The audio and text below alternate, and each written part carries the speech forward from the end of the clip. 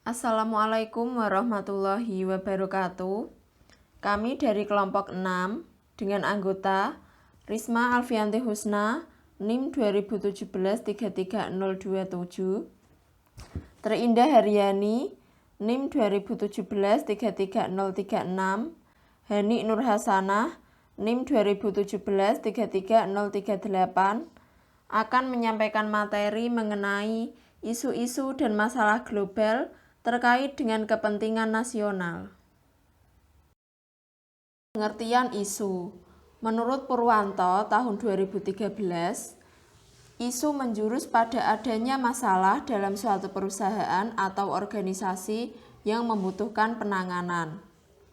Sedangkan menurut Register dan Larkin, sebuah isu yang timbul ke permukaan adalah suatu kondisi atau peristiwa, baik di dalam maupun di luar organisasi, yang jika dibiarkan akan menjadi efek yang signifikan pada fungsi atau kinerja organisasi di masa yang akan datang. Kelompok kami dapat menyimpulkan bahwa isu adalah suatu peristiwa atau kejadian yang dapat diperkirakan terjadi atau tidak terjadi pada masa yang akan datang, yang menyangkut dalam bidang pembangunan, ekonomi, geografis maupun kesehatan. Masalah menurut kelompok kami adalah suatu pernyataan tentang keadaan yang belum sesuai dengan yang diharapkan. Bisa jadi kata yang digunakan untuk menggambarkan suatu keadaan bersumber dari hubungan antara dua faktor atau lebih yang menghasilkan situasi yang membingungkan. Isu-isu tersebut dapat terjadi karena 1. Ketidakpuasan sekelompok masyarakat. Yang kedua, karena terjadinya peristiwa yang dramatis. Yang ketiga, karena perubahan sosial.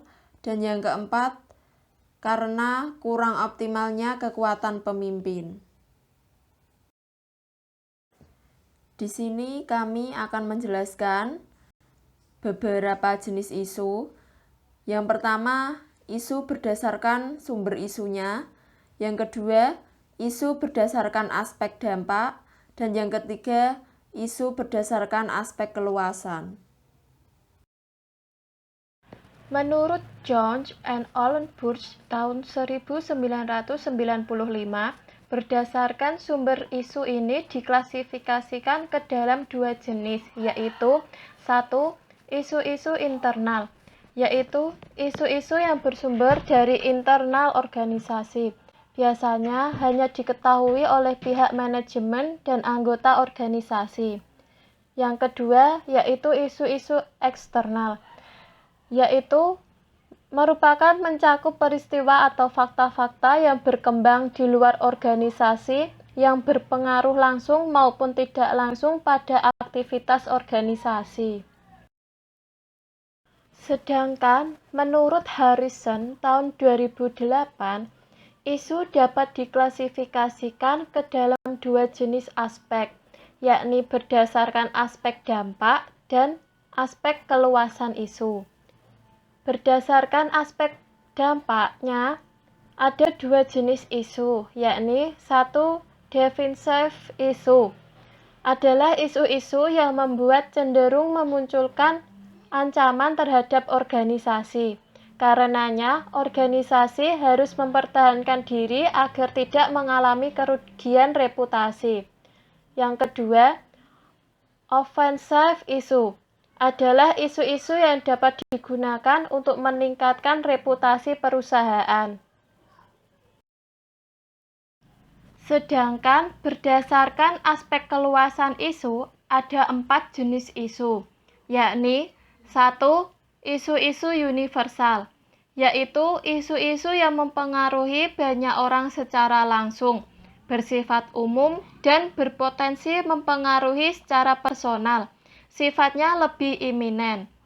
Yang kedua, isu-isu advokasi, yaitu isu-isu yang tidak mempengaruhi sebanyak orang seperti pada isu universal. Isu ini muncul karena disebarkan kelompok tertentu yang mengaku representasi kepentingan publik. Isu ini bersifat potensial, Yang ketiga, isu-isu selektif, yaitu isu-isu yang hanya mempengaruhi sekelompok tertentu. Bisa saja isu yang muncul berkaitan dengan kepentingan orang banyak, tetapi hanya pihak tertentu saja yang terpengaruh oleh isu tersebut dan lebih memperhatikan isu ini. Yang terakhir, isu-isu praktis, yaitu isu-isu yang hanya melibatkan atau berkembang di antara para pakar. Selanjutnya adalah isu-isu dan masalah global terkait kepentingan nasional. Isu-isu dan masalah global terkait kepentingan nasional ini dibagi menjadi 4 bidang. Yang pertama, bidang pembangunan, yang kedua, bidang ekonomi, yang ketiga, bidang geografis, dan yang keempat, bidang kesehatan. Isu dan masalah dalam bidang pembangunan. Pembangunan itu sebagai proses yang berupaya memperbaiki kondisi hidup masyarakat.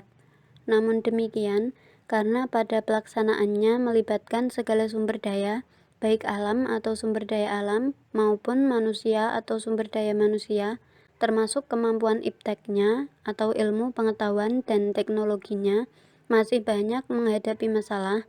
Oleh karena itu, pembangunan sebagai upaya pemecahan masalah kesejahteraan masyarakat pada sisi lain masih menjadi masalah. Kenyataan demikian masih dialami oleh sebagian besar bangsa-bangsa di dunia. Dengan demikian, pembangunan sebagai suatu masalah juga menjadi masalah global. Isu dan masalah dalam bidang ekonomi.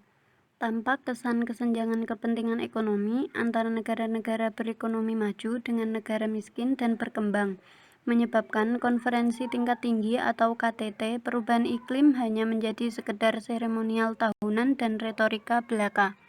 Para pemimpin dunia maupun elit politik global hingga elit politik lokal masih terjebak pada populisme yang menunjukkan wajah asli untuk menyelamatkan kepentingannya.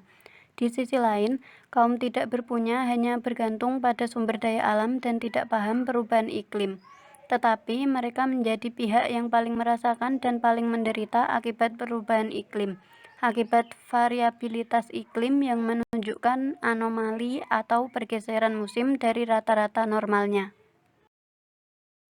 Isu dan masalah dalam bidang geografis. 1. Imigrasi. Masuk ke negara tertentu maupun dalam bentuk pengungsian di negara sendiri atau ke negara orang lain secara berkelompok terjadi di mana-mana di dunia ini. Faktor penyebabnya bermacam-macam, mulai dari faktor ekonomi, bencana alam, wabah, politik, sampai pada keamanan atau perang. Bagi kelompok atau perorangan yang melakukannya merupakan jalan keluar dari masalah yang dialaminya. Namun, bagi negara atau kawasan yang didatangi mungkin menjadi masalah. Masalah imigrasi ini telah menjadi masalah global. 2. Perubahan iklim. Tanpa disadari, dampak perubahan iklim bakal berpengaruh bagi kehidupan seluruh umat manusia di bumi. Beragam kejadian bencana alam yang sudah merusak dan menyebabkan kematian belum membuat manusia tersadar. Padahal dampak perubahan iklim merupakan ancaman bagi kemanusiaan yang sama-sama memiliki daya bunuh dengan virus corona, bahkan mungkin lebih. Sebelum terjadinya wabah corona, rezim perubahan iklim atau para pihak yang terlibat dalam KTT perubahan iklim hanya disibukkan dengan isu yang itu-itu saja, yaitu tanggung jawab untuk mengurangi emisi karbon. Isu dan masalah dalam bidang kesehatan. 1. Penduduk dan keluarga berencana. Salah satu upaya mengatasi masalah penduduk yaitu dengan melakukan program keluarga berencana, dengan mengatur jumlah anggota keluarga demi kesejahteraan masing-masing keluarga. Upaya ini tidak hanya dilakukan oleh bangsa Indonesia, melainkan juga dilakukan oleh bangsa-bangsa di dunia ini. Pelaksanaan program keluarga berencana tidak lancar seperti yang direncanakan dan diharapkan, melainkan masih menghadapi berbagai masalah. Oleh karena itu, program ini selain merupakan upaya pemecahan masalah, pada pelaksanaannya juga masih merupakan masalah global. PBB sebagai organisasi dan lembaga dunia sangat memperhatikan masalah tersebut. 2. Virus corona. Virus corona muncul di saat perubahan iklim terjadi semakin ekstrim. solusi untuk mengurangi laju perubahan iklim belum optimal, dan kemudian ditambah dengan permasalahan lainnya yang membutuhkan daya dukung ekologis dan sosial. Saat wabah terjadi, perilaku memborong barang untuk memenuhi kebutuhan diri atau perilaku pedagang untuk menjual barang dengan harga berkali-kali lipat kemudian terjadi. Beberapa jenis cleaning sanitizer dan disinfektan yang sekarang banyak dicari orang sejak merebaknya wabah corona, hal tersebut menunjukkan empati yang minim. Sekian yang dapat kami sampaikan. Mohon maaf apabila ada kesalahan. Wassalamualaikum warahmatullahi wabarakatuh.